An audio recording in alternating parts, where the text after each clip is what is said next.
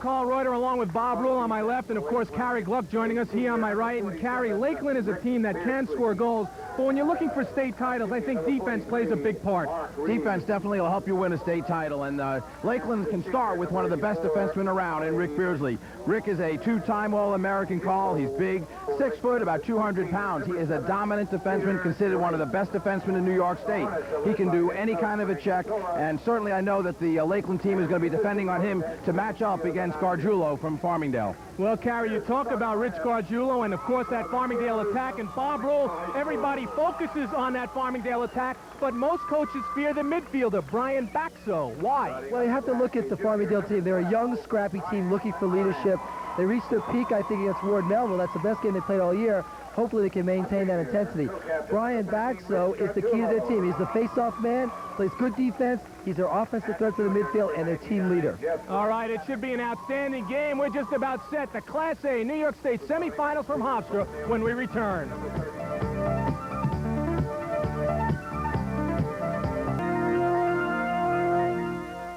Tonight's starting lineups for this New York State Class A semifinal. On attack for Lakeland, watch Christian Johns. He's outstanding. The midfield, they have a good one. Friedman and Greenberg excel. Defensively, you heard Carrie Gluck talk about Rick Beardsley. He is a two-time All-American. And in goal for Lakeland, Peter Gerace with an excellent save percentage.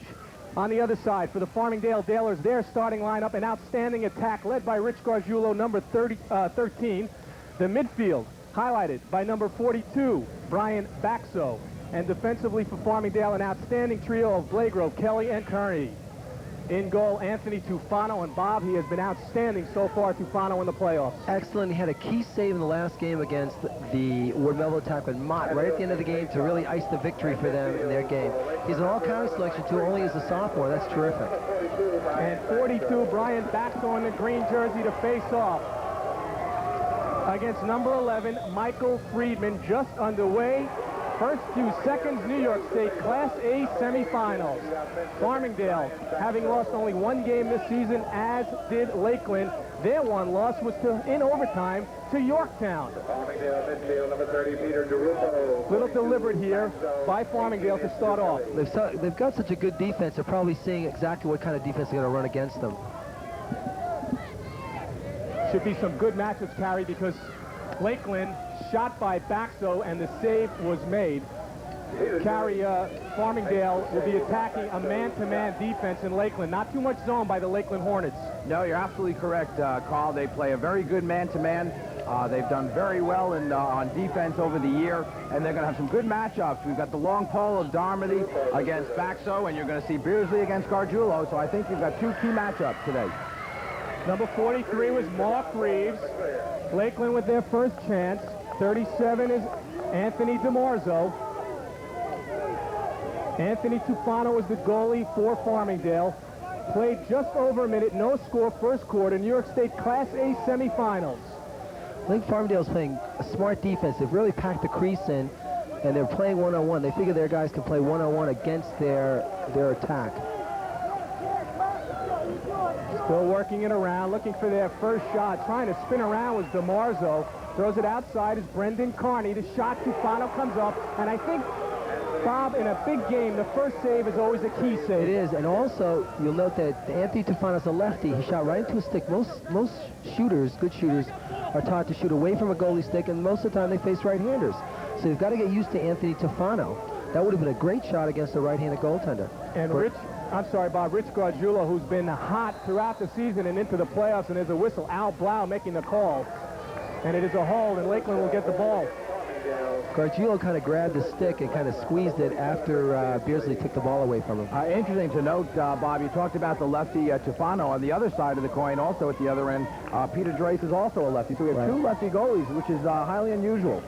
Got a shot of Frank Vitolo, 14 years on the sidelines for Lakeland. Looks like he could still be playing in high school. Very young-looking coach, Mr. Vitolo. So we have no score, exactly 2 minutes gone by here in this first quarter of the New York State Class A semifinals, with Farmingdale taking on Lakeland, the winner to advance to the finals. Looking and overshooting, they were looking for Michael Friedman, number 11 of Lakeland. I noticed that Farmingdale's using a deep zone ride to take away Lakeland's transition game. It's a smart idea when you're a young team and it can be over-aggressive. They miss a check down in the offensive side of the field and give Lakeland a fast break. They don't want to give up a cheap goal. They want Lakeland to work hard to score every one of the goals that they're going to get today. Well, I think both teams respect the running game from their opponent, Bob. I know the Lakeland coach, in talking to him before the game, was concerned about the transition game of Farmingdale. And again, you'll see their ride also being somewhat soft and hoping to take away any of the fast break opportunities that Farmingdale is going to employ. I think the ironic thing about this is talking to Frank Vitolo, he said he was preparing for Ward Melville and surprised Farmingdale wins, but he said regardless who the opponent is, gentlemen, we have to play our game to win. So it didn't matter if it was Farmingdale or Melville. If Lakeland doesn't play their game, they don't win. Nice stick check, knocked out of the stick of number 25 of Farmingdale, Dennis Kelly. Tough defense going in the early going by Lakeland. There is Dennis Kelly, one of the unsung heroes. You hear about Gargiulo, you hear about Baxel, but Dennis Kelly can play the game. Well, you don't reach this level without having a good supporting cast. You don't make the semifinals in the state championship without that. And of course, you can't deny the fact he's also an All-American, and so he's proven his worth. That has been for sure. He's played some of the toughest men around. He played Scully from Melville the other night, real tough. He's played some real tough attackmen all year long, and he's done a great job. Number 30 for Farmingdale, Peter DeRupo. Spinning off of that is Kelly, number 18. The shot and the save. It's loose. And that little pass, 99, Jeff Ryzanek around the ball, but not able to come up with it. 43, Mark Reeves. Giving ahead. 51 is Alfredo Miola for Lakeland. That is DeMarzo with a head of steam. Doesn't really have too much of an angle, and he cuts behind the cage. Now looking out in front, the shot goes wide. But number 29, Brian Duffy of Lakeland. Defense did a nice job of pushing the man away as he caught the ball. So as he's pushing away, he's pushing away from the goal, and he didn't have a real good angle to shoot. I think we'll see it again on the replay. And here you see on the replay the Lakeland feed coming up top, which was a nice play. Here's Duffy getting the shot, but you're right. And you notice how the green jersey's also packed in the crease area too, Bob. Right. And you also notice how Anthony Tufano did not give up the near post. He held his ground. I think he might have had a discussion after the last game with that. Anthony had given up a goal like that before. Gave up a little bit of too much room. He might have learned from watching our telecast. Right. 15 is Christian Johns, one of the big guns on attack. Number 12 is Andrew Greenberg. Shot is knocked down in front. And Anthony Tufano again coming up with it. Now 33, Mike Townsend, he loves the open field. He does have trouble, but recovers. Looking ahead, number 12, Brian Ime. It's loose. Some sloppy play in the early going. Farmingdale, gentlemen, not able to get into rhythm on offense. I thought that was a real good check by the defenseman. He kind of snuck up behind him and checked his stick. I noticed, too, that when Tufano made that save, Farmingdale did a great job of clearing the crease out so he had a clear view of that long shot on that last shot he made the save on. And speaking of that long shot taken by Andrew Greenberg, I thought from where he had taken that shot, it wasn't a really well-taken shot. The underhand shot that far out is an easy shot for a goalkeeper to follow all the way into the goal box. Not without a screen, and on turf where the bounce is true, you're right. It's a good save to add to your percentage. Speaking of shots, through 4.5 minutes of this first quarter, both teams have 3 shots. Both goalies, Tufano and Gerace, have come up with 2 saves. It's loose at midfield on the ground ball. It's Greenberg who scoots it up. 22 is Kirk Blagrove. Kirk Blagrove's got to give the ball up a little quicker. He had an open man. He scooped it up and did not get rid of it quick enough and got it checked out of his stick. 37, DeMarzo looking to work around number 58, Todd Kearney. Looking to spin, gets pushed away again, though. Farmingdale packing it down very low in that crease area, not giving too much room. There's a shot and a score. Andrew Greenberg. Now that was a little bit of a better shot selection, I think, by Andrew Greenberg, who took it very nicely, but he placed it high on goalie Anthony Tufano. Anthony's not real tall, and he beat him high off stick-side shot. He also skipped him in against the zone. I noticed that there was smart play. Here he comes. I think they skip a man in the zone. And look how wide open Greenberg is. He takes that shot, and he really doesn't even get himself all the way into that shot, Bob. You saw he didn't step to the cage. He stepped almost to the side as he took that shot. Sometimes quickness, get that shot out quick before the goalie gets set, is even more important than power. Goal number 43 on the season for Greenberg gives Lakeland a 1-0 lead inside 5 minutes to play first quarter of the New York State Class A semifinals from Hofstra. Brian Baxo, number 42. Again, man-to-man defense employed by Lakeland. They will go with that throughout.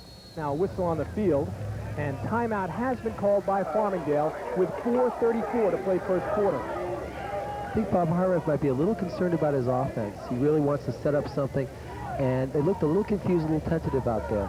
I think it was a good timeout, too, taken by Bob.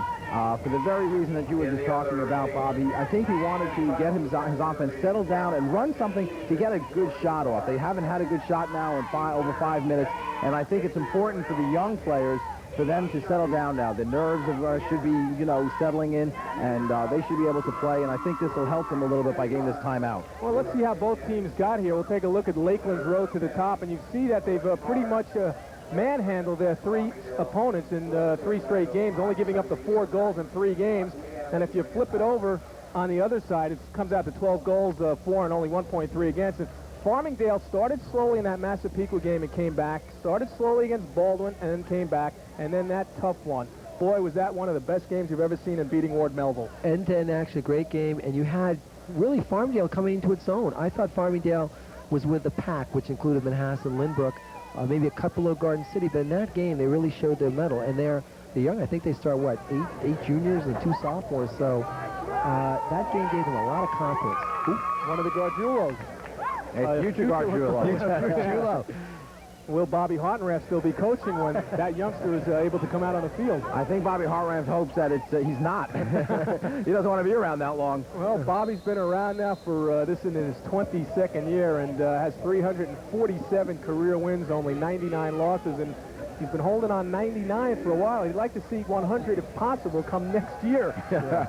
Because if he wins here, he goes to the state finals. There's Bob. What an outstanding coach. More importantly, an outstanding person. And just does a great job for the community of Farmingdale. Well, I think they've got a terrific staff. Buddy Krumenacker is a proven winner both in football and lacrosse, and they do a real nice job, the whole staff there. And you know who else never really gets much mention, does a great job? Lou Ratigliano down on the sidelines there. Big Lou, he's excellent to have as your assistant coach, and certainly adds a lot to the program. It's great when you have your 2 assistants that could pretty much be head coaches at other programs. So Farmingdale with the ball. Kelly has it knocked the ball out of his stick and has the stick knocked out of his hand. Picked up by Lakeland. Number 58, Todd. Second. Number 58 was it 58? I think it was 51. It was Neola, yeah. They don't have a 58, but Lakeland does have the ball. 29 is Brian Duffy. 24, Dennis Leonard. They don't really have that much depth, Vitola said. They have a lot of numbers, but not a lot of depth. A lot of people on the roster, but they don't go too deep. In front, looking for Duffy. Tried to shoot before he caught it. Yeah, nice play by Duffy when he snuck in there behind the weak side of the zone. There's Lou Ratigliano. Well, I think his daughter's a scorekeeper too, right? I wonder if she gets paid extra for that. He, like all the other Farmingdale coaches, very much involved in the action on the sideline. 3:47 left on the clock, first quarter. 1-0 Lakeland on Andrew Greenberg's 43rd goal of the season. Tufano out of the cage. And here comes Farmingdale. Todd Kearney looking to move it up, giving it back to Tufano. I like the ride that Lakeland's using because they're really pressing him a little bit, and they're forcing him to throw the ball around. It looked like Farmingdale's a little confused on that ride by Lakeland, Bob. Yes, it did look like they were a little confused. Really how to set up for it. Well, when I was talking to Bobby Hartranft before the game call, he was concerned about the ride. He said that Lakeland employs a press ride, they employ a 10-man ride, and he said that could give us trouble. The young kids could, may not be able to adjust to it right away. Steve Kelly looking in front. DeRupo can't hold on, and the long pole picking it up for Lakeland. Number 6. There's no rule of clearing the ball. Always look downfield, never look in the middle of the field. And that's why it was almost intercepted for a one-on-one with the goalie. That was Eamon Dermody, number 6. 43 is Mark Reeves. So talking to Vitola, I said, who runs on your second midfield? He said, we really don't have a second midfield. We'll run 4-1 pole. Now, that's unusual. That is unusual, but a day like today, too, only favors us. Nice and cool, and as long as their offensive team can be out there long enough, both sides will be equally rested. You know, all three of us were talking about to see if Farmingdale had enough to come back in this game after the emotional win over Ward Melville. So far, they seem to be a bit complacent out on the field. Certainly offensively. Al Blau making the call. The ward-off called on Lakeland, and Farmingdale will get it back. That was a flagrant ward-off. He just got to shove the guy away with his hand. Again, that was Andrew Greenberg called for that ward. One of the other concerns also, as I was talking to Bob before the game, Coach Hartraft was very much concerned about their legs holding out, because he said, you know, we had a rough game against Melville the other night. We took some bangs and bruises, and yesterday in practice we were a little bit slow. And even though we ran an easy practice, I'm concerned today about whether or not we can go at full speed for the 40 minutes. You mentioned that. Now let me ask both coaches here, okay? Does the turf take a little bit more out on your legs? Can they be tired because they've played now 4 straight games here on this turf? I think it's a little harder on you. On a rainy day, it's a real advantage, but on a day like today, I'd rather play on grass. And I agree, as we see the offsides call against Garden City, against Farmingdale.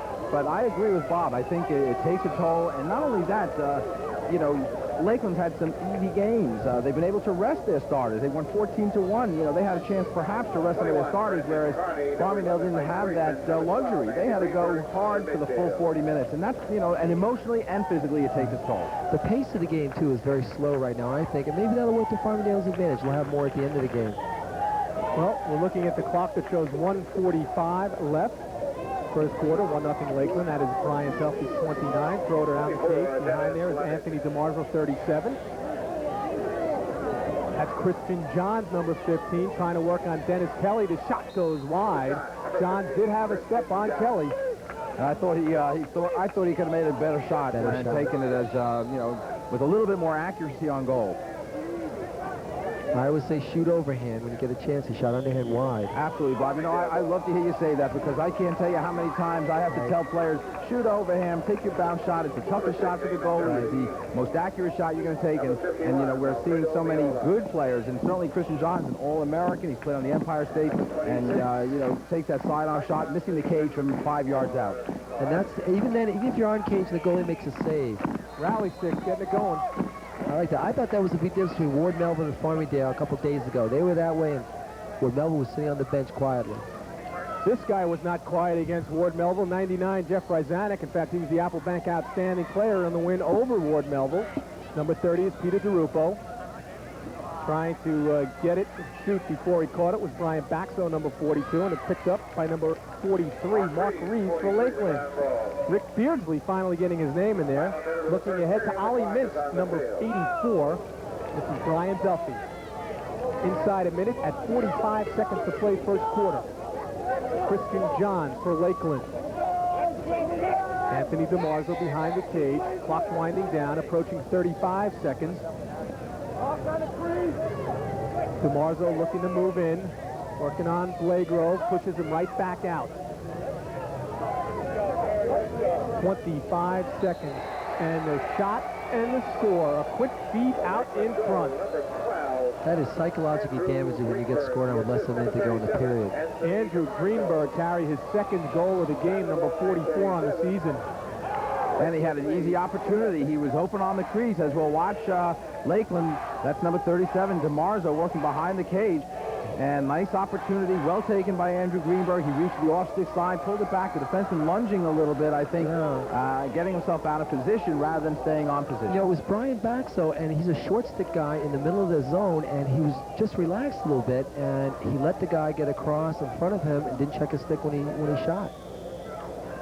So it's 2-0 in favor of Lakeland. Greenberg has 2 goals. DeMarzo has 2 assists. He's assisted on both of them. Clock winding down in this first quarter. And they're going to just hold on to it, Lakeland will. They lead it 2-0, and the first quarter shows 2 seconds, 1 second, and that is it. The first 10 minutes of this New York State Class A semifinal game is in the history books. And we'll come back with second quarter action right after this timeout. Lakeland with a 2-0 lead over Farmingdale.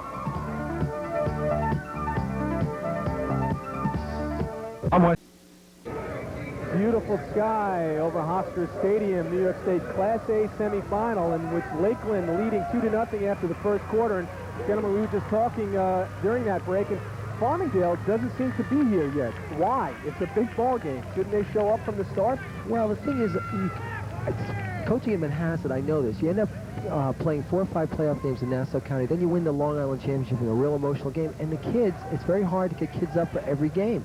And the trick is for Farmingdale to stay in close for a while and get their energy level up.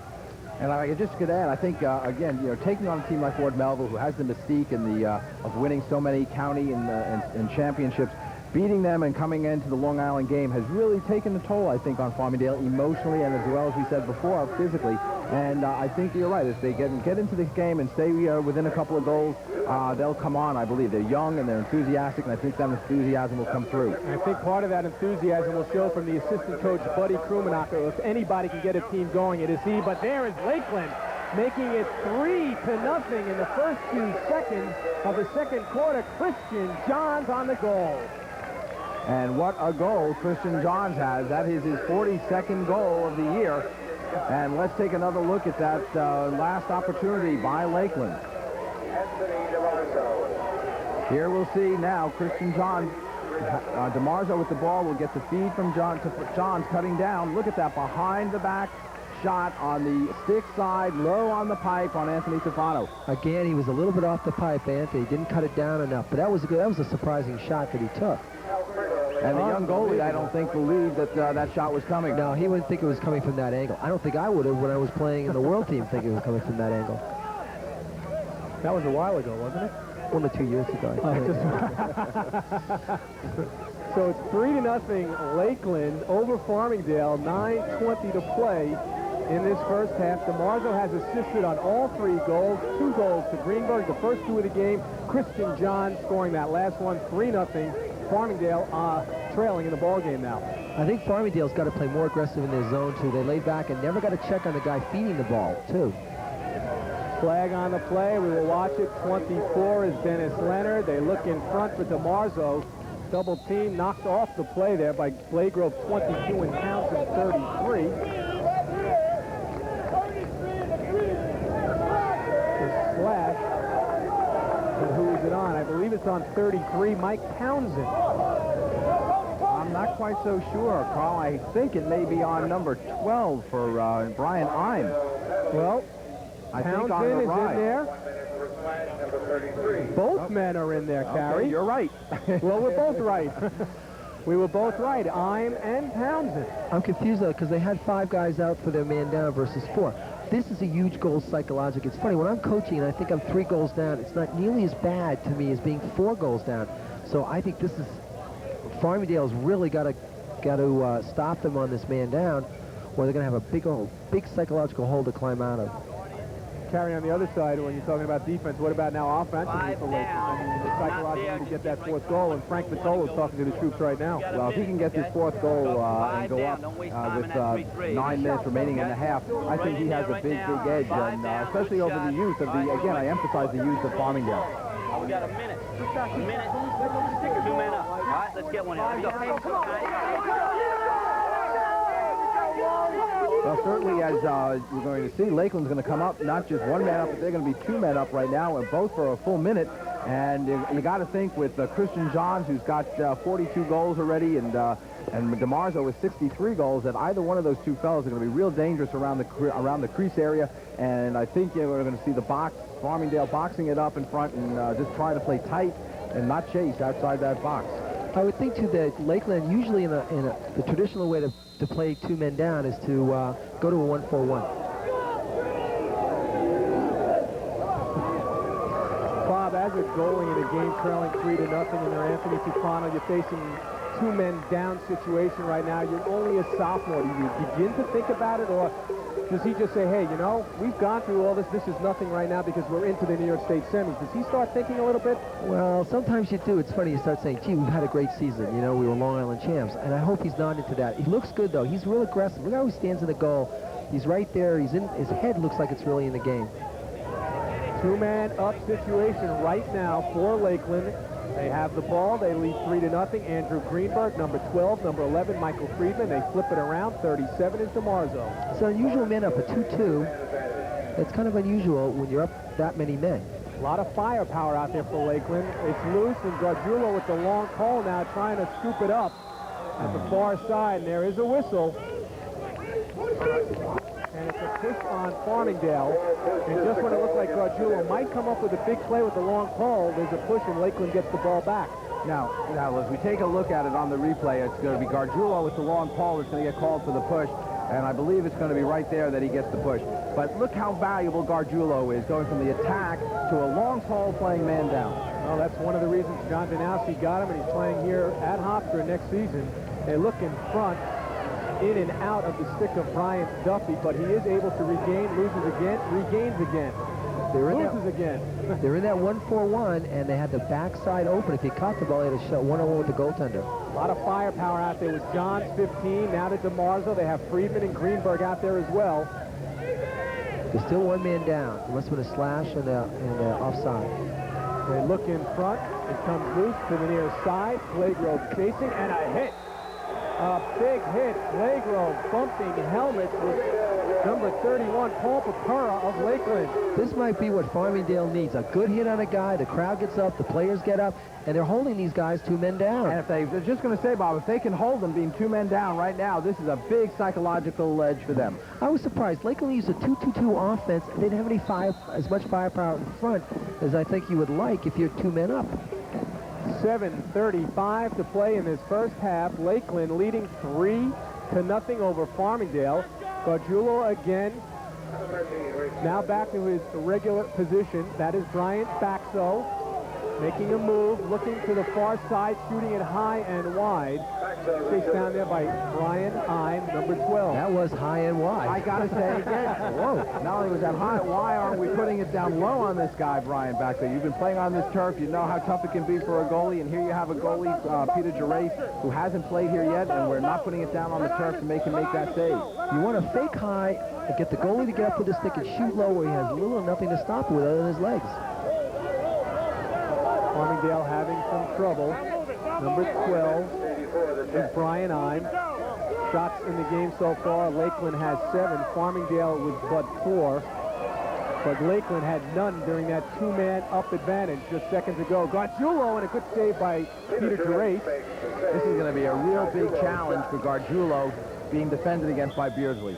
Beardsley was on him all the way. Even when he shot the ball, Beardsley got a check on him. It wasn't a great shot. It was good, well placed, but it wasn't very fast. Take a look at Peter Gerace coming up with the save, Bob Roll. Well, here he comes, and watch, he'll get a check even when he shoots the ball. Bam! Coming down on the arm, and it was well placed, but that check prevented him from getting a real power on the ball. There is Peter Gerace. Excellent save percentage coming in at 720. That's good. Anything over 65% I think is good for a goaltender. Well, then he would meet your standards right now. He could play for you, right? He could play for me. Lakeland with the ball. 12 is Andrew Greenberg, has 2 of the 3 goals. In fact, scored the first 2 goals of this game for Lakeland. 24, Dennis Leonard. 15 is Christian Johns. Throw behind the cage to Anthony DeMarzo. Look at Blagrove all over him, and somehow DeMarzo gets the shot off, and Tofano comes up with a save. Nice high hit. Very good position on him and made that save. You don't want Townsend in the open field, 33 for Farmingdale. He has some wheels. Mike Townsend with the clear, number 33. This is where long six sometimes hurts you. Really, he could have pushed it down for a fast break, but he's really taught to get rid of it and come out of the game. They look for Gargiulo, and he scores. And Farmingdale's on the board. Baxo, excellent look to the cross field, finding Gargiulo. And they needed that one, Carl. They had to get a goal before too long and a half, and they got it right now with 6:04 remaining. Well, Bob, what you were just saying, it's important that they do score the first goal before Lakeland would have scored the fourth. We have another look right here. And look at Brian Baxo looking cross field, finding Gargiulo open, and Gargiulo takes a nice shot. He goes towards Beasley. He takes him on, and he gets the shot down low. Down low. Psychologically, that killing that 2-man penalty off that good hit on the sideline, and then scoring a goal now. Farmingdale just got their head in the game now. Now watch the face-off, and Baxo comes up with it. The man that most coaches fear on Farmingdale, 42 Baxo looking for Peter DeRupo. Actually, should have gone behind that. That was a tough feed into the crease. Very tough. Luke Resnick is right back there fighting for the ball. Viola 51 was back there as well. This is Eamon Dormady, number 6, for Lakeland in the long pole. Giving to the 2-time All-American Rick Beardsley on the rush. With the feed to Johns for DeMarzo, who spins, shoots, and it's knocked away. Nice play, but the long stick mini coming down really should have fed it to the point man, let the point man throw it to the two corner men. Carry Christian Johns looks like an excellent feeder. He got a nice couple of rolls. Watch him take a nice roll right here to beat one defender. But look at Kurt Blaugrove, number 22, coming into your screen. He's the man, I think, that saved that opportunity. Yep. I think credit the pipe on that save, too. I'd rather be lucky than good. That's right. I always rather be lucky than good. And Tufano didn't have to move because he knew it was going to hit the pipe. Well, they always said goalie's best friend is the pipe, Bob. Right, You that's should know. right. You stood behind that in front of him for a couple of years. Next to a defenseman, they're my best friend. 12 is Andrew Greenberg, approaching the 5-minute mark here in this first half. 3-1 Lakeland, looking for more. And shooting it wide was Greenberg. I think Greenberg could have taken that shot a little earlier and had a better angle. He should have. You know, he looks a little awkward with his stick coming down. It was in his left hand. I saw, too, that one of the Farmingdale players got picked off pretty well out front. They've got to really watch out for that. Lakeland puts it right back into play. This is DeMarzo working on Blagrove. Number 11 is Michael Friedman. Doubled up there by his opposite number 11 is Kevin Barlotta for Farmingdale. That is Friedman. Looking to get away out of trouble. In front, DeMarzo, nobody home. Well, Anthony Tufano coming way off the line on that one, looking to try to anticipate and intercept that ball, missing it and leaving the open cage. Tufano made a key mistake that goalies make. You can't check with a goalie stick. It's the biggest, toughest stick to check with, and you're not used to doing it. Go out and body the man. Take the guy and stick your stick right into his chest to force him over. We'll see it right now. He'll come out with his stick. Now, I want to know why he's so wide open, first of all, in the zone, because zone spread out too much. Now, So he look at throws the that pass. crossfield. He comes out. Oh, that was the key. He should have gone with his body and just checked him right into his chest and made sure he didn't catch the ball. All right, goal number 64 on this season for Anthony DeMarzo gives Lakeland a 4-1 lead. Timeout on the field. We'll be back to Hofstra right after this.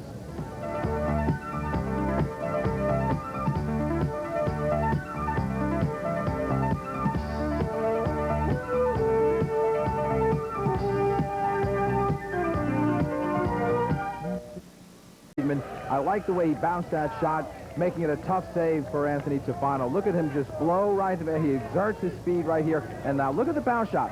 And again, right it down low on the pipe side, stick side for Tufano. He's got to take that pipe a little bit closer. And with all the sneakers in today's world, you've got to love Friedman sneakers. Let me tell you something. The Chuck Taylor Converse, outstanding sneaker. You could have everything they make today, but give me that canvas Converse sneaker, and I'll take that over everything today. Showing some age? Never. No, never. Never. I think Farmingdale is aging a little bit here. They trail by the score of 5-1 to Lakeland, who has come to play here in the first half that shows 2:50 on the clock. Big difference is their long sticks are terrific. They are really preventing their offense, from Farmingdale's offense, from really getting started. 37 is DeMarzo. I'm going to ask you something then, Bob. Being that he does like to run those 4 long poles rather than a second midi, do you think it's something that Farmingdale's not used to and they're having trouble adjusting? Yeah, I think so. And plus the fact they're running against a team that plays man-to-man. They just ran a team that runs a zone, and it makes it a little bit different in terms of how you're going to play. There's a little more pressure on the ball players. Well, Lakeland doing it all over the field. They have 12 shots to Farmingdale 6. They've hustled them on ground balls. Lakeland picking up 7th and only Farmingdale 2. That is Greenberg, who already has 2 goals, looking for a third, looking for Christian Johns. It went off of the stick of number 25, Dennis Kelly. Look at those. How are those sneakers on the turf? Seriously now. Obviously they're working, right? I mean, they come in all different colors. Does that mean they only sell upstate, maybe? I don't know. These guys get it. Hey, look, if they play in their bare feet and they win, that's all that matters, right? Well, they're tough kids, and Lakeland right now is playing a real smart game on offense. They're looking for the backside. And Tufano is beat again, this time by Christian Johns. 2nd goal of the game, 43rd of the season. And you look at the scoreboard, and Farmingdale, gentlemen, trailing 6-1 with 1:56 on the clock. Well, I think Farmingdale's going to be in a little bit of trouble right now unless they can get some offense going. But watch this on the replay. Look at Christian Johns. Nice roll, and he takes the bounce shot. Now, they've been taking the bounce shots, and you'll notice they've been giving trouble to Tufano. And even though Tufano's been on this turf for 3 games already, he hasn't come up big on any of those bounces. It's the best shot to take. A bounce shot's the best shot. Also, they're isolating on the side, going one-on-one again. I don't think Farmingdale's used to that. They're not used to having a team run one-on-one against them, and they don't have the backup from the zone that they're used to. Again, off the face-off, the two long poles on the wings for Lakeland, and they come up with it. Christian Johns, 15, in the center of your screen there, now passing it off. Return for Johns, 1:40 on the clock, 6-1 Lakeland over Farmingdale. The winner advances to the New York State Class A Finals, with the rights to be crowned champions of New York State. Oh, good spin there by Johns, but not able to hold on to it. Race for in the near corners, DeMarzo, 37, involved in the action, beating Mike Townsend to the ball. They have a 3-on-2. 24 is Leonard. Another bounce shot. This one goes over the cage, but Lakeland will keep it. Not a great shot opportunity by Dennis Leonard. He should have been more satisfied and content with coming up on a minute to pull the ball out and work for the better shot rather than force that one. Well, you're up by 5 goals, right? You've got to think the Farmingdale is going to start to get anxious to take chances. He might draw a foul. The other thing is, look who's picking the ground balls up in the crowd. That's what, when you're a coach on the sideline, that's why I lose my hair so fast. And, you know, that's been the attribute of the Dalers, too. It's been the ground balls and their aggressive play. And I think the Lakeland team has been taking a little bit to them, and maybe those legs are starting to get a little bit tired for Farmingdale. I'll tell you one thing. Lakeland doing it at team style. Greenberg, 2 goals. Johns, 2 goals. DeMarzo has a goal and 3 assists, and Friedman has a goal and assist. So everybody getting involved on the offense for the Lakeland Hornets. And that's not their strong point. Their offense must be their defense. We kept talking about Beardsley and the defense and the long poles that they'll run instead of the second midfield, and here it is with 6 goals on the board against Farmingdale. Maybe 7, and it is. DeMarzo walking right in front, beating Tefano. And that was a nice inside roll taken by DeMarzo, and again, he took the bounce shot. He got a little help from the pipe that helped put that ball in, but it was a very nice move by number 37, Anthony DeMarzo. 7-1 in favor of Lakeland. There is Anthony DeMarzo. What a game he has played already, and it's only the first half. Here he comes around. He'll do that nice roll. The defenseman gets a little too close on him. They can't use his body, and he does that nice roll dodge that comes out of it and scores. Another thing is he scored standing up. He did not get knocked down like what you want your defensive players to do. If you're going to score, pay the price. And another important factor here is that Farmingdale is not even winning the faceoffs now. Baxo is having trouble, and Lakeland is coming up with them. 15 seconds to play in this first half. 47 is Rick Beardsley. He's holding it out. They might be content to just sit here and go off with a 7-1 halftime lead. You know, I guess I would run if I was Farmingdale, I'd go up and challenge him. What the heck? You got nothing to lose. Maybe we get the ball off of him. And that is the end of the first half. Very surprising first half from my standpoint, watching Farmingdale go off, gentlemen, trailing by 6 goals at 7-1. Well, I think Bob Hartraff is very happy right now to have this halftime come up. I think he wants to get his troop together, and I think he needs to regroup them in terms of their offense. All right, so there we have reached halftime, and it is 7-1 in favor of Lakeland. We'll be back with some halftime interviews, highlights, and halftime numbers when we return to Hofstra Stadium.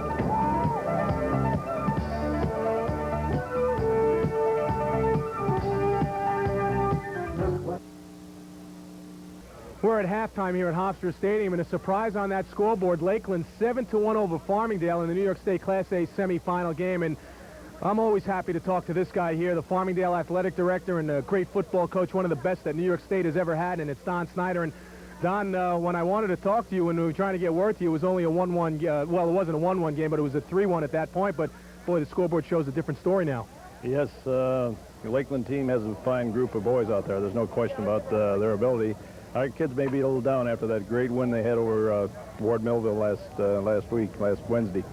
And they'll come back the second half. They're always resilient. Well, we've been talking upstairs, Carrie Gluck and Bob Rule and myself, that if anybody can get the guys going, there's a couple of coaches on the sideline that you have here, Bobby Hartenraft and Buddy Krumanacher, and even Lou Ritigliano. They can get the troops going. Yes, they will. They'll get them. They'll talk to them this half and show them where they've made some mistakes, and I'm sure they'll be back there in the second half, and it'll perhaps be a different ball game. Let's talk a little bit about this Farmingdale program, Don. So many years you've been involved. You don't get tired of it, do you? You stay young, staying around the young people, don't you? Yes, I do. Yeah, I enjoy it, and I guess, as you say, that's what keeps me young. And, of course, as the school year comes to an end, Don, I guess the first thing that I look forward to is once you get through those summer months and you get towards the I guess, the latter part of August. Another football season for the Farmingdale Dalers, and a lot of guys out here on this lacrosse team, part of your football program. Yes, a good number of them that are playing lacrosse, and we think it's great for our football team to have them involved in lacrosse. They get a lot of running, a lot of conditioning, and I think one hand washes the other as far as that goes. It's great for them. Why do you think that Farmingdale has so much success in certain sports, Don? I mean, football, you're one of the winningest coaches of all time in New York State history. Bobby Hartenraft has about 350 wins in his 20-plus years as the lacrosse coach. What have you two done to establish such great programs?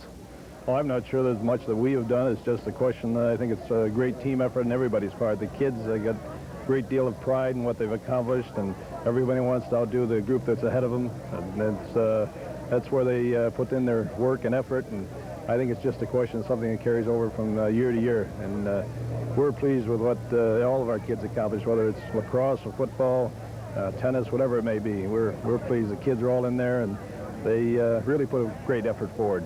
Well, this guy has a lot to do with some of the players that he's had in the years gone by. He's got a couple of people there that are playing in the National Football League. Always a pleasure. And for the folks that don't know, you're a legend here on Long Island. This is one of the finest gentlemen that you will ever meet. And, Don, it's always a pleasure to talk to you, and good luck in the second half with that team. Thank you, Carl. It's a pleasure to talk to you again. All right, Don Snyder, the athletic director at Farmingdale. He's been my guest now. When I come back, I'll be joined by Carrie Gluck. Halftime numbers and highlights to follow.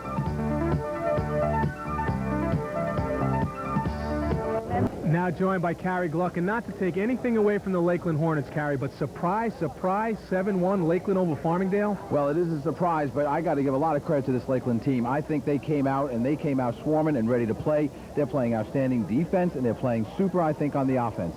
When you take a look at the halftime numbers, they lead by 6 goals. Lakeland does, but I look at the ground balls and I look at the shots, and that tells me the tale. Absolutely, that's exactly the concern early on of Coach Bobby Hartenraft. Ground balls, that's the key to the game. They're winning every statistic up on the board, including the big one on the big board, and that's the one that's going to count in the final moments. When you look at the halftime highlights in this one, now Lakeland got off to a quick 3-0 lead, and we were saying that, geez, Farmingdale has to score their first goal before Lakeland scores their fourth. Well, they did score that first goal, and it was Rich Gargiulo.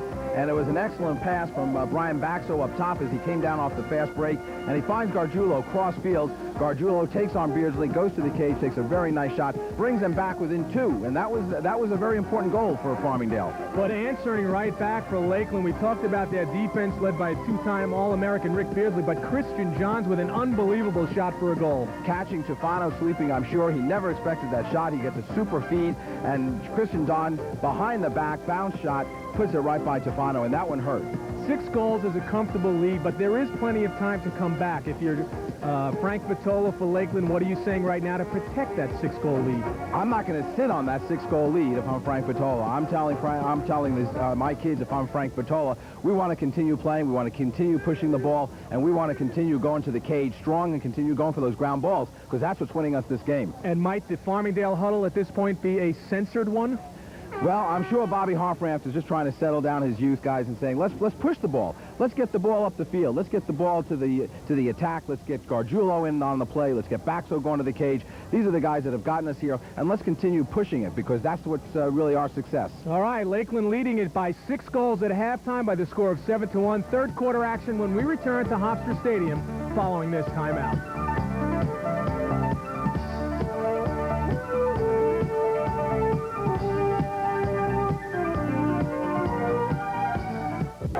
Along with Bob Rule and Carrie Gluck. Third quarter action just about to set to unfold, and they might need help from that Barry Ninja Landers turtle there. Absolutely. Before the game, Bobby Hartenraft came over to Barry and said, "You're my ninja." They might need some help from the mascot. Baxo, 42, trying to gain the face-off. It's still loose, and Mike Townsend, 33, for Farmingdale, comes up with it. Farmingdale will lead a rush. They trail by 6 goals at 7-1. Not a bad idea by Townsend. He ran down looking for the fast break. That's what they really need. They've got to score a couple goals quick. What you're saying is that he should have continued then and maybe try to get a goal off the unsettled situation? Unsettled situation, get a new tackler if a defenseman had doubled up on him real quick. Again, the long pole on the Lakeland defense coming up big. 43 is Mark Reeves. Chasing it down and picking it up is 47, Rick Beardsley, the 2-time All-American. And Beardsley Beardsley making his rush. Rick Beardsley, You notice how nicely Beardsley extends that stick, making it more difficult for the riding attackman who's chasing him to check the stick. Beardsley will be taking his talents to Syracuse in the fall. Where the rich get richer. Don't they? I mean, they lose a Patty McCabe and they get a Rick Beardsley. Well, Frank Vitola looks at Rick Beardsley as the next Pat McCabe. So in another 4 years, everybody in high school might say, this is the next Rick Beardsley if he becomes the best defenseman in the country. DeMars are looking for it, but it's in the crease. And Tufano is able to clear it out. 22 is Kirk Flagro for Farmingdale. Trying to whack it from behind is Brian Duffy, 29. A whistle.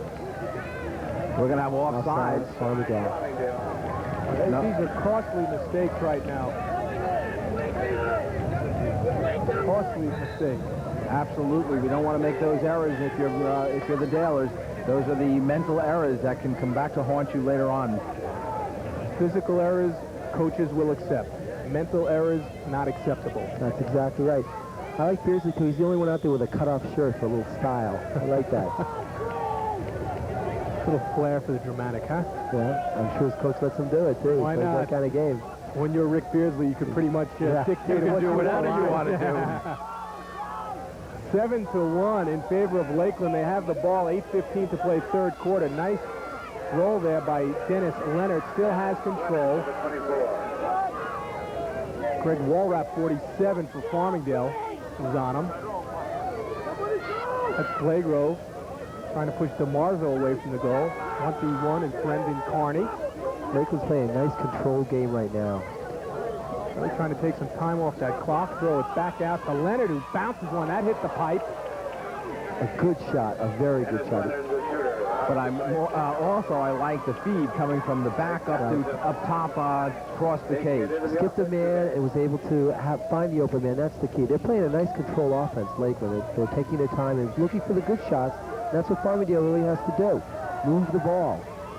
Talk about the ball. Someone who really hasn't had it too much, has it now, is Brian Ime, number 12 on attack for Farmingdale. Number 4 is Matt McDonald. Number 3 is Russell Lakey. Looking for 99, Jeff Ryzanek making a move, the roll, and he gets in, and it's knocked away. And look who's in the cage there, but Rick Beardsley, because Gerace came out.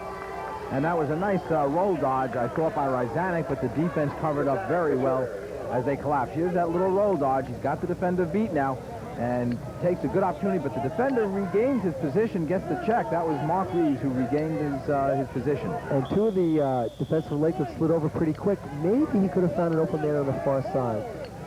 There's that little water bug again. Ryzanek walking in and scoring. Jeff Ryzanek, 7-2. Lakeland holding a 5-goal lead. Well, certainly Farmingdale needed that, Carl. Not only did they need to get a goal psychologically, but they had to do it early on, and they got one in the first 3 minutes of the second half. Bob, he is so quick, Ryzanek, going through the cage. What I like about Ryzanek, he tried it before, almost scored. He used the same move again. He's a smart ball player. He said, well, the first time it almost worked, second time it did. And look at the defense in the cage. Defense, 3 guys in the goal. Actually, I think they hurt the goalie then. They screened him, and the Lakeland goalie went down, anticipating a low shot. He shot it right over his shoulder. Gerace was screened by number 84, who was clearing the pitcher, Ollie Mintz of Lakeland, standing in front of his own goalie, Peter Gerace. But on the board is Farmingdale, 7-2, 6:55 to play in this third quarter. Farmingdale has the ball again. Brian Baxo with it. Eamon Dermody, number 6, with a long call for Lakeland. Rich Gargiulo has the 1 goal. Scored Farmingdale's first. That's Ryzanek, who just scored seconds ago, making a move again towards the cage. He is so quick, so elusive. Baxter was actually in his way then. Baxter had cut down slowly to the crease, and he couldn't dodge like he did before. Kelly lost it on that stick check by Michael Friedman. Good defensive move by Friedman for Lakeland. This is Mark Reeves short hopping it off the turf, giving it back to Peter Gerace.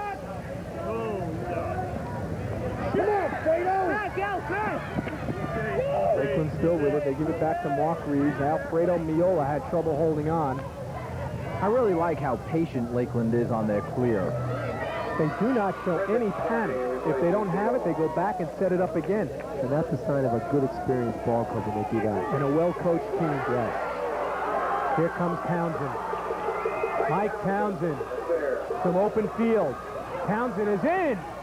A flag as he bounces it over the cage, but Townsend making things happen. And he drew a foul on that play. A good aggressive play. I was looking for that flag, and I couldn't see it from our perspective, but I was surely expecting it to come. Watch Townsend there. He's leading the break. He does a great job. He's lightning fast as he comes down the field, and he's going to go right to the cage. There's going to be the penalty right there as Townsend takes the shot, and he takes a nice bounce shot, too. Good bounce shot and a hold. So he's got 30 seconds. Hey, they score a goal now. 4 goals down. That's a lot of time left, and momentum shifts. Bob, you and Carrie talked about it in the first half that in the beginning of the game, Farmingdale was shooting up high, but the last couple of shots, including Ryzanik's goal and that shot that Townsend bounced, they're going low now. They're looking at the feet of Gerace. I think the coaches probably said at halftime, you've got to shoot the ball, you've got to bounce the ball. If nothing else, we'll get rebounds then. So let's see what happens here on the man up. Peter DeRupo, 30. Brian Baxo, 42 for Farmingdale. They really respect the defense. They're in a wide 2-2. I would think they cut a man behind the goal. Look back out. They look for DeRupo in the crease there. Ryzanik has it and scores.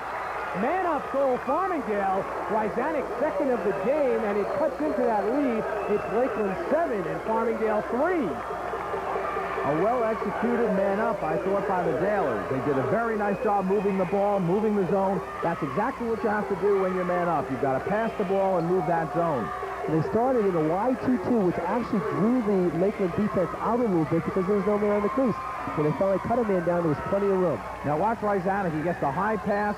Here he is right over here. He gets a little bit of a stick check, double team. Even the goalie, Geraci, is out. 2 other defensemen are in the cage. And, of course, that was a nice shot taken by young number 99 junior Jeff Ryzanik. So Ryzanik has answered the bell here in the third quarter, having scored 2 goals for Farmingdale. It is 7-3 in favor of Lakeland. 5 minutes exactly to play in this third quarter. Ryzanik, 2 goals in 1 minute and 43 seconds for Farmingdale. What's nice about a lot of young players, too, they don't realize it's such a big game. They're out there having fun. And Ryzanik has done 3 great moves to the goal. He's got a lot of confidence now.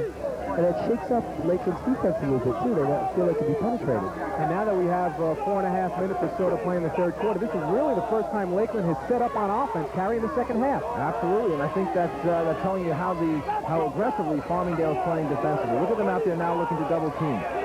Great job. Double team. And DeRupo carry comes up with that loose ball, and they send it back to Tufano. They'll flip to set up the clear. But it was started by Townsend. He came off the crease and picked up the Lakeland player and created that loose ball. And Bob, on that last clear, even Tufano now back in the game, trailing by only 4, showing a little bit more confidence on that clear. You know what's nice about that? They know right now the time is now, and they're going to be real aggressive on defense, take a few chances, and rattle Lakeland's offense just a little bit. It was a good play.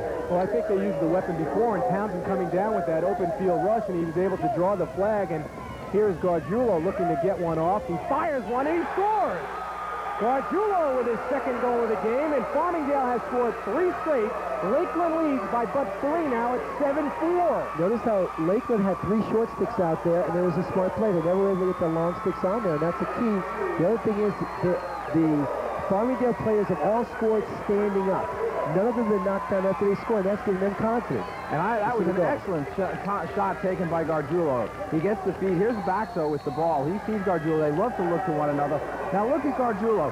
He takes a little head fake there and then takes another move and again takes a nice bounce shot on the stick side. And Rick Beardsley, and again, when he did that, there was no backup where the guy came with the shoulder, knocked it down. And I think also, again, the Lakeland defensemen are very quick to jump in front of the goalie, try to stop the ball. And if you saw the replay, I think he was screened again and didn't see that shot coming in. Well, you know, I think they're conditioned and they're trained, the Lakeland defense, to hop in that goal area and end it as a backup, so to speak, to Geraci.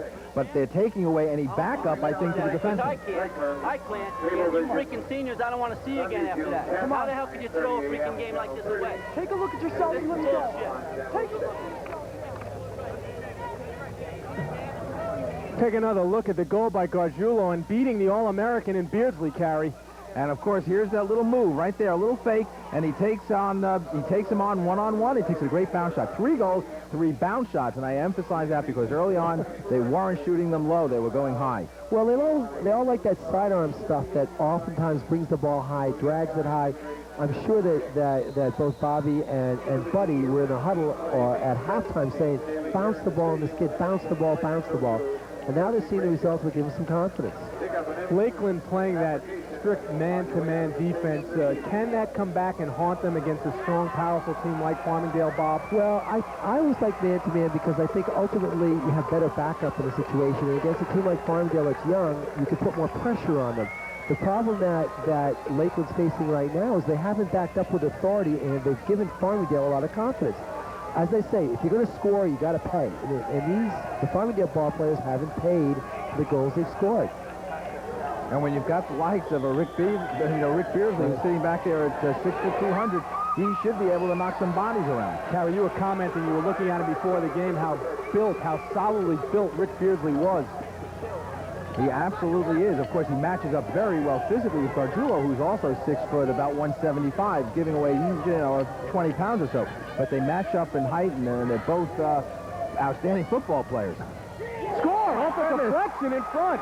Baxo took the shot. It hit somebody. It was like a hockey game where it was a tip in front. And hit a defenseman. Again, a defenseman to scramble around in front of the goal. Not giving the goalie a clear look to the ball. We will have to pick it up because it was very hard to tell from up here off of that deflection who might have scored, but more importantly, it is 7-5 now.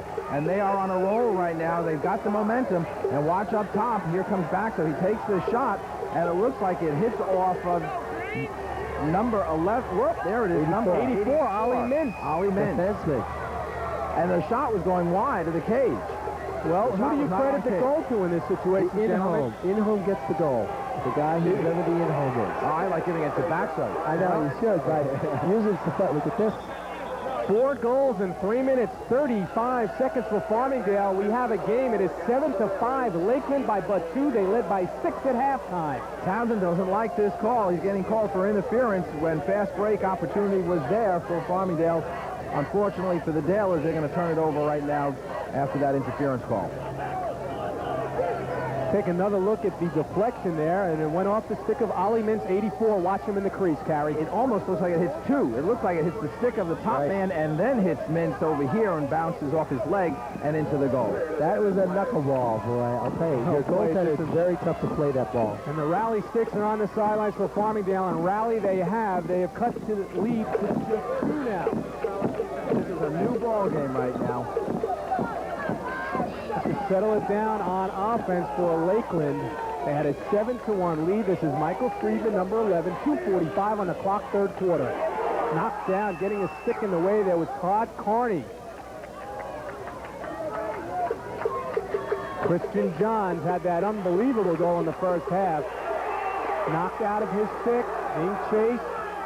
And Farmingdale will get it. Some good hustle there. Number 4, Matt McDonald for Farmingdale. Dennis Kelly getting the crowd into the game, and that's a help for the Dalers right now if they can bring this crowd into the game. Farmingdale's defense is now starting to really take control of the game. A couple of plays earlier where they were real aggressive, got the ball and brought it down, and the offense score gave them a lot of confidence. They're doing their doubling on the crease like they're supposed to. And Lakeland's starting to panic a little bit, I think. Anthony Tufano will look to set up the clear. Shots in this quarter. Farmingdale has 5. They've scored on 4 of them.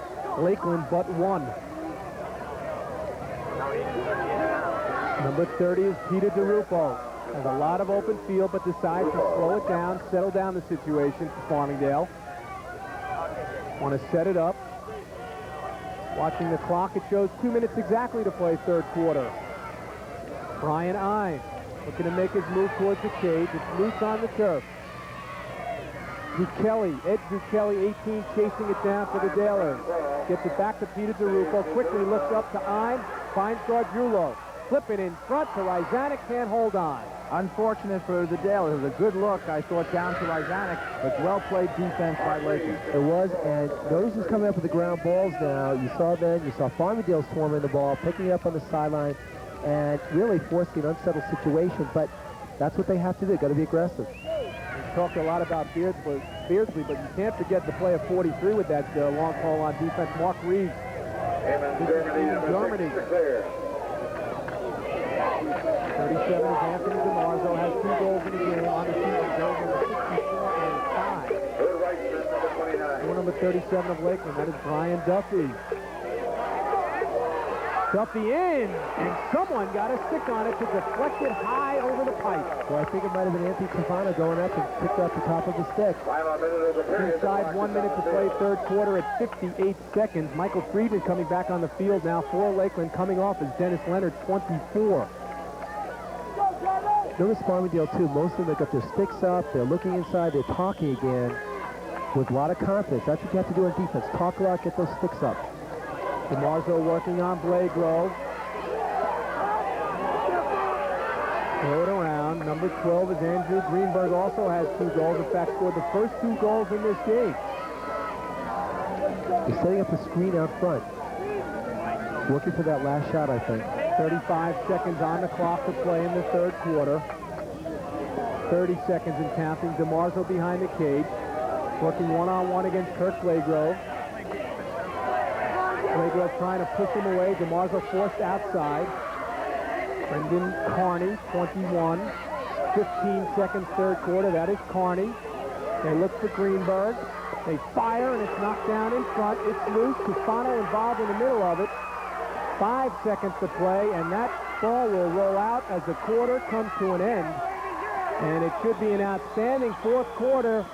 When we come back, Farmingdale rattled off 4 unanswered goals in that third quarter, cutting a halftime deficit from 7-1. They trail just 7-5. 10 more minutes go on the clock in the New York State Class A semifinals from Hofstra.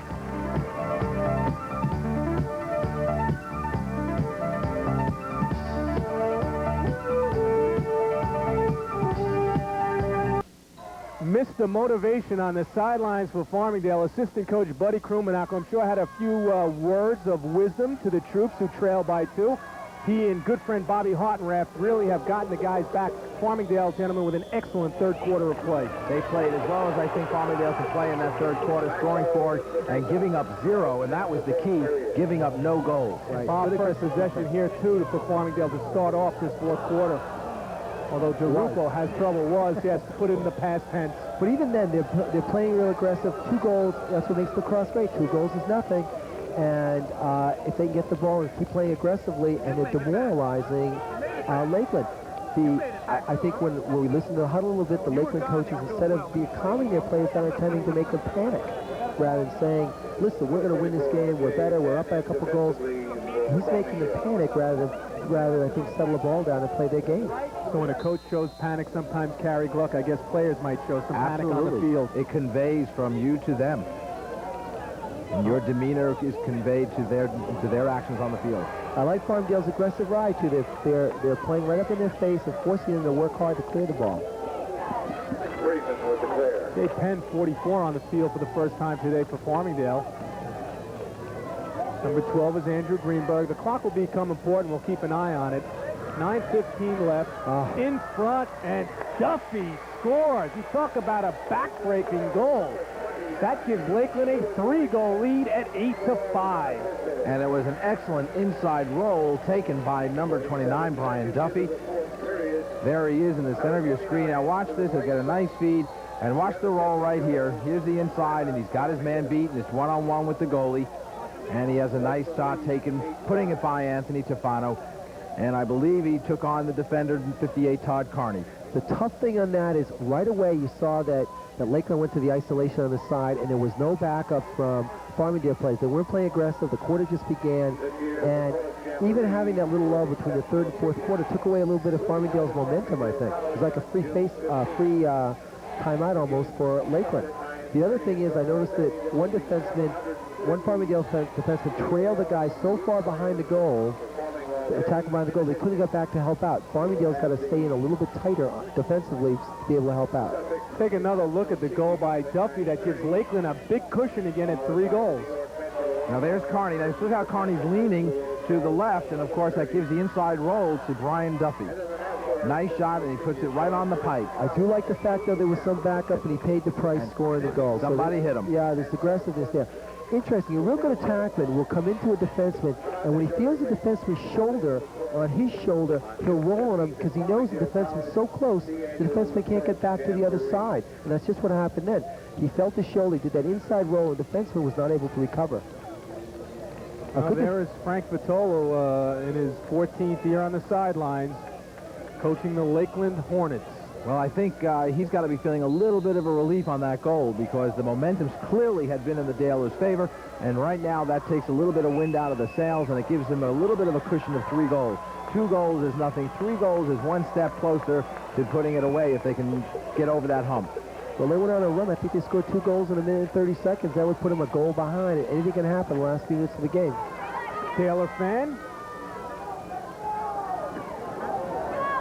Hofstra Stadium, side of the New York State Class A semifinal. Lakeland on top of Farmingdale by the score of 8-5. 9:13 to play in this fourth quarter. Lakeland led it 7-1 at the half. Farmingdale scored 4 straight goals, 4 unanswered goals in the third quarter. Cut it to 7-5. But Brian Duffy for Lakeland in the opening minute of play, fourth quarter, makes it 8-5 Lakeland. You know, I noticed that Lakeland used long stick mini on the face-off, so right away they have 3 long sticks out there. Thinking they'll play better defense that way. Ryzanek knocked out by Mark Reeves. Now that was a matchup over the top, and there is a flag down. It's an unusual matchup because Ryzanek is maybe 5'6" or 7 at the most, and Mark, ball player, must go maybe 6'1" or 2. So that advantage of for Ryzanek, maybe Reeves comes over the top and gets him on with the stick on the helmet, Terry. Well, that's exactly what's going to happen. He's going to get him right over here on the helmet. That's where the hold is. Look at that. Clearly enough, a foul called on number 43, Mark Reeves. Excellent call by the official. What I like too is Ryzanek, you're saying how he's 5'8" and the other guy's 6'1", but Ryzanek's got a heart about 6'5", and that makes a big difference in the game of lacrosse. Well, he had those 2 quick goals to start the third quarter for Farmingdale that started to mount its attack. It was his good aggressive play that did it. He went to the cage. This is back, so see what they do on the man up right now. 8.5 to play. They look in front, and a score, Gargiulo. That was a terrific feed. He went through three people in the zone. If you're teaching defense, you say to your defenseman, do not let them penetrate the zone with a pass. That's just what happened then. And that was a cross-cage pass that was just found Gargiulo wide open on the other side. If I'm not mistaken, Terry, I think Ryzanek was in there with one of the passes. Watch for 99 somewhere. Well, I think it's going to come right here from Brian Ime, if I'm not mistaken. I think that's Mr. Ime. He's going to look cross-cage. Ryzanek cuts down, and here comes the shot coming from Gargiulo on the weak side, and a well-taken shot, bringing them back within 2. And Gargiulo showed great concentration. That went through 3 Lakeland defensemen waving their sticks at that ball. 8-6. Lakeland by 2. It's loose. And Dermody comes up beating Mike Townsend to the ball. 8:10 to play in the fourth quarter. The winner goes on for the New York State Championship. They've got to watch that weak side right now. They've got to watch that dodge on the weak side and really be ready to help out. Christian John looking to back in, brings it back outside. Greenberg coming right back just a few seconds later, his 3rd goal of the game. And Lakeland again with a 3-goal lead at 9-6-7, 49 to play. Well, you know, again, I think that what Lakeland was attempting to do with Christian Johns, as we take a look at Coach Vitola's young daughter as the official scorekeeper on the side. But watch Christian Johns. He's going to look to take it. There's the pass and the shot from Andrew Greenberg. But prior to that, Christian Johns was isolating on the side, looking to go one-on-one. The double came off the crease. Johns then looked up to go cross field. That's the weakness of the zone right there. If you can get it to the weak side like that, there's literally nobody there. Johns looking to shoot, but nobody was there. Might have made a poor choice there. Maybe should have brought it back or stopped the play. You should have brought the ball and settled it down. They're up by 3 goals. There's no reason to really, force the pass, force the shot rather. Alfredo Miola with a good takeaway there. They come up with a loose ball, and Lakeland has it back. 7:15 to play. Farmingdale trailing by 3 goals. Christian Johns far side in the corner to Anthony DiMarzo. Lakeland did a nice job on the faceoff. Again, 3 long sticks, and almost conceding the fact that they might lose it, but they'll have the 3 long sticks to play defense. Greenberg has 3 goals. Christian John has 2 goals. DiMarzo has 2 goals for Lakeland. They lead it 9-6 over Farmingdale inside 7 minutes. And a shot and a score. And Brian Duffy has scored again for Lakeland. Great ball movement. Great ball movement against the zone. Problem with that is they tried to double the ball and didn't get to him. and he really should have gone back on his man and left him open too long. He chased him down, and he was able to get. Here you'll see it again on the replay. Watch how the double is going to come out. It's going to come right off the crease area as they turn the ball around. Well, we've got to the far side, and there it is on the crease where the open man was to get the nice shot. And we have another look at the prior goal before Duffy had just scored. This is the goal that made it 9-6 for Lakeland. A good feed across the zone. That's the weakness of the zone defense right there. Andrew Greenberg scoring on a sidearm shot. I'll give him the sidearm shot on that. He had plenty of time. He opened up. He shot the ball real hard. I'll give him that. This should be interesting. Don't let up on the guy. Now, who just came to double right now? You did. Now, when you came to double, why didn't you try and turn him back? You knew Dennis or whoever was playing him was right there behind him. You came to get him. So if you come to get him, right? I'm saying, you came off the double, didn't you? You got to get upfield now and turn him back into the guy that was coming behind him. Dennis was there. He had Dennis by a little bit. Not that he had a beat, but you came to double, so now you got to turn him back into Dennis. So turn this up. Yeah, you can't come from behind him if you're running upfield. Okay? I didn't see that. Let's go. 1, 2, 3. Come on, let's go, guys. From Bob Hartenrath to maybe a little surfing safari here with Frank Vitola. Looks like he wants to ride a few waves. Well, he's riding a 4-goal lead right now, gentlemen, with 6:53 to play in this fourth quarter. Well, Bob Hartenrath, telling just what we were talking about, that double is coming out. You got to turn him into the other player rather than turning him away from the double. That was a long way to go, though. I always have a rule of thumb. He's a 6/8 away, fine. If he's any farther than that, you're really too far, and they'll see the double and find the open man. 5 different players have scored the 10 goals for Lakeland. Greenberg has 3 goals. Friedman has a goal and an assist. DeMarco has 2 goals and 3 assists. Duffy has 2 goals. And Christian Johns with 2 goals and 2 assists, so they have spread the wealth, the Lakeland Hornets. Well, they do have good depth. They do have good balance, I should say, Carl. They've shown it all year with players on the attack all having 43, 65, and 36 goals. So the attack is well balanced. And certainly on the midfield, they show good balance as well with 22 and 44 goals. Also shows how unselfish they are at this stage. There's not one man you can really key on, and that's nice. They look for themselves. They look for the open man. Baxo comes up with a big face-off and then flips it ahead to Mike Townsend, who has trouble scooping it off the turf. Finally picked up again by Baxo. Farmingdale with the ball. They trail by 4 goals. Baxo right in. Trying to do it all himself. Crease violation on Farmingdale, gives the ball to Lakeland, and Bob, it's a good point. He did try to do it. Try to do it all himself. They've got time, but they've got to work as a team. It's interesting, you're watching people have trouble scooping the ball. You think on the turf it would be easier, but it's not. On the grass, the ball will bounce a little bit because it's uneven, so you can scoop with one hand. On turf, it will roll. So you're really going to get that backhand down to scoop. And a lot of guys will go along. It looks like they're shoveling dirt rather than scooping the ball up. You can't be lazy on the turf going down for a ground ball. So Lakeland now looking to clear. And number 12 is Andrew Greenberg, has the hat trick, has 3 goals in this game, goals 43, 44, and 45 on the season. Behind the cage is Anthony DeMarzo. And gets back outside. 21 is Brendan Carney, who fires it wide. But on the shot, Lakeland will keep the ball, and the clock now showing 5:52. Lakeland has possession, and they lead by 4. What's really hurt Farmingdale today defensively is when they isolate on this corner, and they've been a little slow backing up. And they do that little inside roll that we saw, that quick roll dodge, and he's right on the cage before a Farmingdale player has a chance to react. 24 for Lakeland. Dennis Leonard. Gets it back out. Greenberg, his 4th goal of the game, puts Lakeland up by 5. That was a very, very smart move by Andrew Greenberg. His defensive player went over to look to double. Greenberg went down towards the crease, and he had his stick up calling for the help. And wisely by the attack, they looked up and they saw the open man, and he took an excellent shot. Give Greenberg a lot of credit. And what I like, it was a very authoritative pass. Watch this pass taken, a lot of authority. He looks across the zone, he's looking, and watch him really snap that pass off. And wide open. Gives Greenberg a real chance to wind up. Get a sidearm shot. I'll give it to him. I'll give it to him. Yeah, two now you give it. Two sidearm shots in one game. I'll give it to him.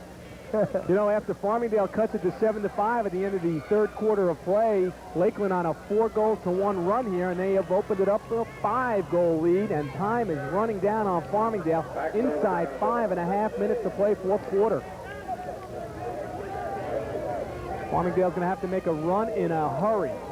Gargiulo working on Beardsley, the All-American. Gargiulo goes down, and a flag is thrown.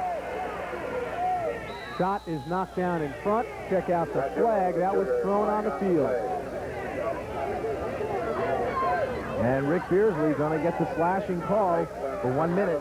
That's an important man up right now for Farmingdale. It's going to give them a little bit of an advantage. They have a full minute possession, and we're going to see them work the ball, I think, and try and get that opportunity to get the shot on goal as early as they can, because they don't have the time to work for the full minute. Farmingdale is 2 for 2 in man-up situations. In this one, they'll need to make it 3 for 3. They've got to make it 3 for 3. I would say throw the ball around once they go into your play. You can't mess around. As Kerry said, made a good point. You've only got 5 minutes. So they should throw the ball around once, make their zone move a little bit, go into the play they're going to run. Here's Baxo, fires it wide. Sidearm. Hey, well, you gave him the first two, but he can't give Baxo that one. Don't give Baxo that one, because really he is shooting on the run and not standing still facing directly towards the goal. He's shooting on the side of the goal. So they're working around again. Zucchelli is 18, 42 is Baxo, 30 is DeRupo. This is Baxo with the ball. Zucchelli, they look down low, guard, Treckett, it's Ime who walks in. Brian Ime walking in for the goal. 11-7, Farmingdale trails by 4. For a team that's supposed to really be known for their great defense, the Lakeland man down really has not done a great job today. But I like the way Ime went in on the call. They froze off the wingman down low, and that's number 30, David Crosby, couldn't get back in time to pick up Ime, and Ime had an easy walk-in on the goalie. Well, Ime looked like he was hesitating a little bit, as if he was going to feed the ball, or throws the defense a little bit. Then he saw no one was on him, he just raced to the goal. It's good aggressive play. Timeout on the field. Farmingdale within 4, 4:32 left, fourth quarter. We'll return right after this.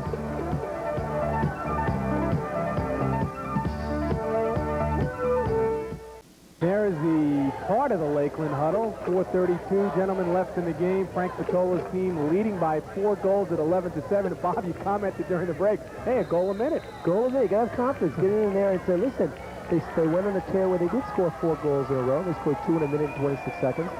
And that's what he has to do. He's going to take that ball, go down, go for the good shot.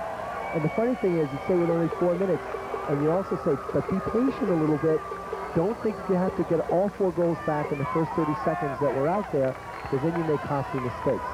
So we've got to look at it, you know, too, Terry. I mean, it does seem like it's an unreachable task, but 4 goals in 4.5 minutes has been done many times in this game. Absolutely, it certainly has. We've seen it done almost against the same Farmingdale team by Ward Melville just 2 years ago. Another outstanding lacrosse game that we had here on the Long Island Sports Network. Again, the fight for the face-off. 2 long calls on the wings for Lakeland. And coming up with it is Matt McDonald of Farmingdale, number 4. And they give it right to the bread and butter of Brian Baxo. And that was an important face-off. Farmingdale really had to come up with the possession. They couldn't afford to let Lakeland take control of the ball. I see this spreading Lakeland out, too. I think they're going to try to get Brian to go. I thought they might have him go one-on-one and maybe force the penalty. Ryzanek was not able to come up with that pass. Farmingdale, remember, has scored 4 goals in this short amount of time. They did it back in the third quarter when they made their run. They scored 4 goals in 3 minutes and 35 seconds. The 2-time All-American Rick Beardsley in your picture. So it has been done, and we saw it just about a half hour ago. Gary Rothschild, our statistician, coming up with the numbers. Greenberg with it. He has 4 goals in the game, all by his lonesome. Inside 4, 3:45 now left on the clock.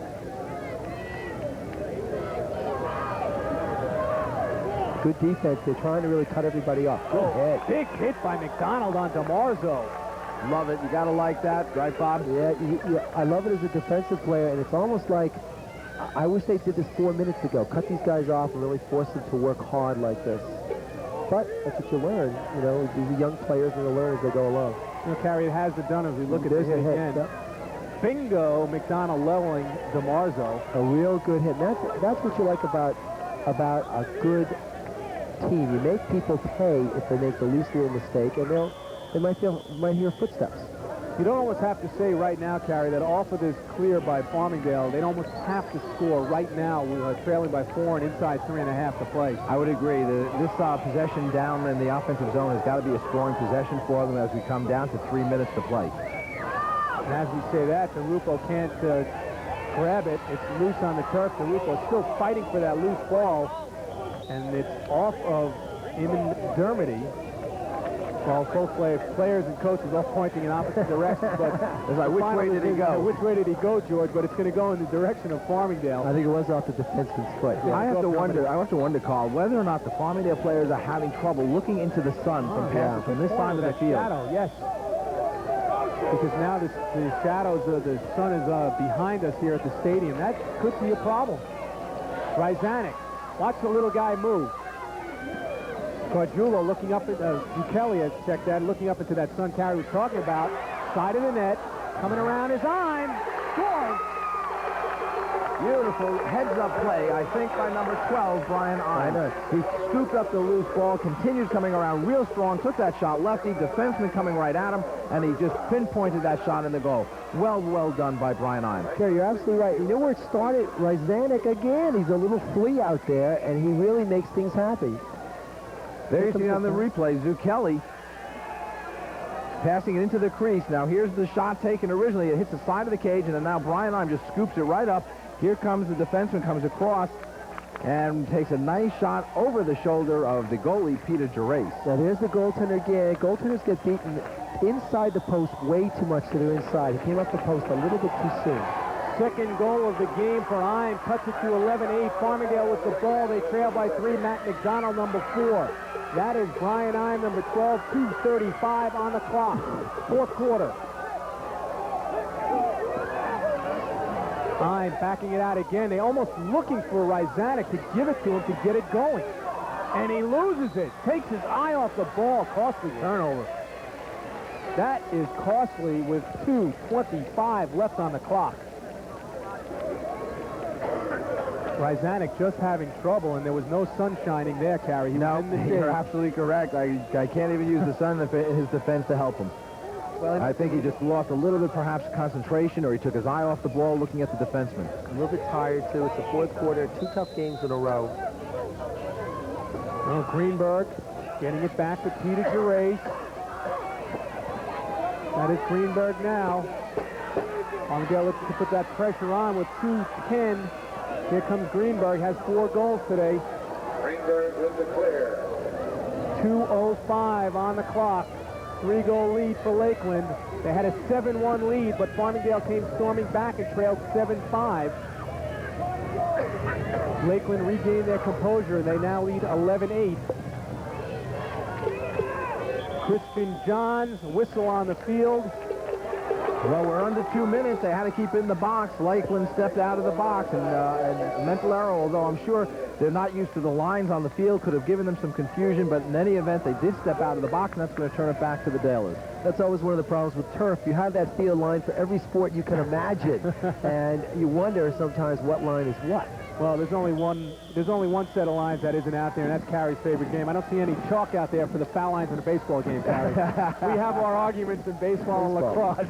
I mean, the game that you can just kind of take a nap for a while. We were talking to Carrie for a while. Tufano bringing it over midfield. Kelly not getting back just in that one step. And again, unfortunately for the Dalers, they're going to turn it over. That's the second costly turnover in the last minute. Ryzanek taking his eyes off the ball, and now Kelly not getting back. And with 1:35 on the clock and a 3-goal lead for Lakeland, they have the ball. It looks like it's lights out for Farmingdale. Kelly and Tefano talking back there. You know, I'm sure Kelly didn't expect Tefano to carry the ball over. Here's the young goalie with a minute and a half to play, and he's carrying the ball over. And Kelly's saying, I didn't think you were going to do that, and that got him caught in the offside. A good ride by Lakeland, too. I mean, they were still pressing the guy and forcing him to take the ball up. It was a little bit confusing for Farmingdale. Christian Johns working on Kelly, going behind the cage, wants to use the clock, 1:20 to play, fourth quarter. Johns did not know he lost it. Now he does. He looks to scoop it. Hops out of the stick of Kelly into the stick of Friedman, who gives to Greenberg. Mike Townsend, 33, working on him. 1:05 to play, and again, out of the box carry. The line, again, not visible really on this Hofstra field. And it's not, well, it's visible, but it might not be visible, as Bob was saying, if you're not used to it. It's also not a solid line. You know, and you run along, and you might step out without ever knowing it. And you don't even really, you don't see the line at that point because there's nothing there.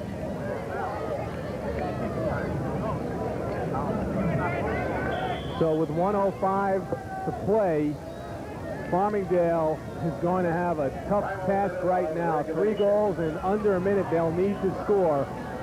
Tufano out of the cage, still has it. He trips over midfield. There's no flag at all. Alfredo Mioli, and there's no goalie back there.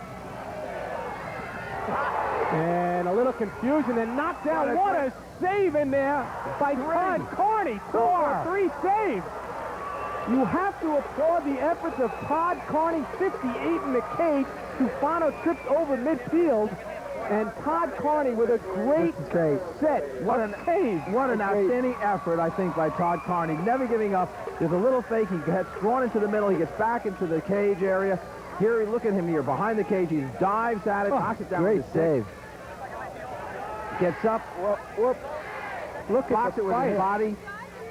Tufano did come back, and knocked it with his hand. 3 saves. A future goalie in the making. Goalie. Tufano might be worried on that one. You really have to like the efforts of number 58 for Farmingdale. He's not looking at the scoreboard or the clock. He's just looking to stop a ball from going into the cage. The man that the goalie has, you run to the opposite side, you can just roll it out to him on that side or keep the ball yourself. All right, if the goalie doubles. The goalie, the guy that doubles you behind, go to the goalie's side. Run to the goalie's side, protect the ball. There should be 2 guys on the 2 corners of the box and 2 other guys breaking low. Understand? So when you have the ball, we should be in a circle, okay, or a wide 2-2. Understand? You take a look and don't forget to skip the ball. Watch the line. All right, keep the ball. All right, challenge the goalie if the goalie's the one that's behind. If not, then the guy that has the goalie, go behind on that side. Just roll it easy. Just roll it and play it on the ground ball. Let's go, White. Talking about watching those lines, but how about taking another look? It's well worth it on the play of Todd Carney in the cage. A great play by Todd. I mean, it shows a great intestinal fortitude, we call it. It's not everybody who wants to get in the goal to begin with. There's a defenseman to get in and make 3 great saves. Terrific. That was a great save. Diving for the ball with his stick. I like the one that he made that Carey said with a hand. With a hand. Watch this one. There it is there. Was that his hand, or would Tefano get back and clip it with his stick a little bit? Well, whatever it was, an outstanding effort by Todd Carney. And you know what's funny? That sets a season almost for next year. These guys see something like that, and they think about next year and what they want to do as juniors and seniors when these kids mature. And Carney is a junior. He'll be returning, along, of course, with Tefano, the sophomore. Blade Grove's a junior. He's got a young team out here, does Bobby Hartram. DeMarzo not able to hold on to it. Clock winding it down. 25 seconds left. 11-8 in favor of Lakeland. Clock still going. We're inside of 20. Dennis Kelly looking for it. But it's Lakeland that's going to advance to the New York State Class A Finals with 13 seconds left. There is a slash that has been called by Al Blau. 11-8. Farmingdale trailing by 3. Ollie Mintz, number 84, the man in the box for Lakeland.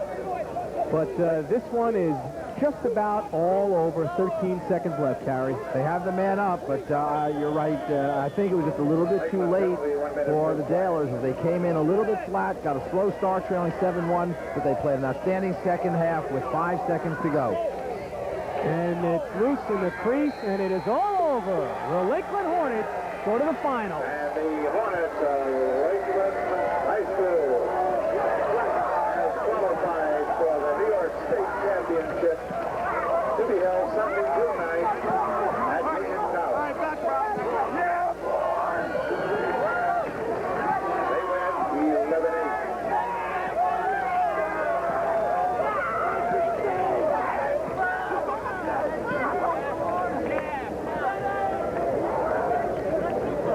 Well, certainly the Hornets from Lakeland have every reason to be celebrating, Carl. I think they played a very fine game right from the very start. They played well in the final fourth period after Farmingdale closed it to 2. They didn't panic. They didn't fold. They brought back whatever they had to pull away from the Dalers. But certainly I think Bobby Hartman's team showed a great comeback down by 6 goals at the half to bring it within 2, and they just showed a lot of class and certainly a lot of determination. Well, I think it's hard to. Farmingdale played a near-perfect game against Ward Melville to win the Long Island Championship. It's very hard to have 2 great performances in a row, especially when you're dealing with a lot of sophomores and juniors. And they came out just a little bit flat. Lakeland's got a great defense, and it was just a game where Farmingdale just didn't play quite as good as they played against Ward Melville. A couple of key mental errors. They did play as tough a defense, I think, and they had occasional lapses on their defense that really hurt them, especially when Lakeland went one-on-one, and it was a little bit slow backing up. They scored 3 or 4 goals that way. Also, Lakeland was able to skip a man against their zone, and Greenberg, shooting sidearms, scored 2 big goals by being on the weak side of the zone. All right, so once again, the final score in the New York State Class A semifinal, the Lakeland Hornets 11 and the Farmingdale Dalers 11. Carrie, Bob, and I will all be back at Hofstra for a final word when we return right after this final timeout.